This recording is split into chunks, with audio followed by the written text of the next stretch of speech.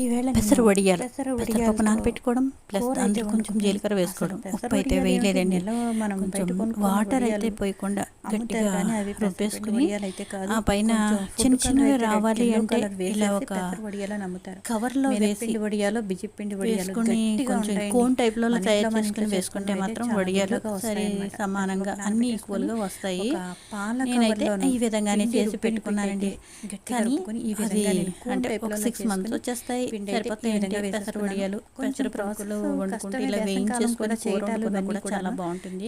మీకు కొంచెం full video సరే అండి, కష్టపడండి, నోట్లోకి ఏది రాదు. ఇలాగా అందుకని పావు మనం కేజీ కష్టాన్ని విలువ ఇవ్వండి. ఇంట్లో వాళ్ళకి కొంచెం చేసినందుకే రెస్పెక్ట్ ఇవ్వండి చాలు అనిపిస్తూ ఉంటుంది. నెక్స్ట్ ఈ విధంగా నేను వీటికి కూడా చాలా పెట్టేసుకున్నాను. కొంచెం బెల్లం ఆవకాయ కూడా పెట్టేసానండి. కొంచెం ఒక 2 రోజులు ఎండలో పెడితే పాకం ఇది వచ్చేస్తుంది. నా వేసవికాలం ఈ కూర పెసర కష్టం కూర అని అయితే అనిపిస్తుంది. కానీ చాలా కష్టాలండి. పచ్చళ్ళు పెట్టాలంటే అసలు పచ్చడి సీజన్ అంతా కూడా వేసవి కాలమే చెప్పాలి అంటే.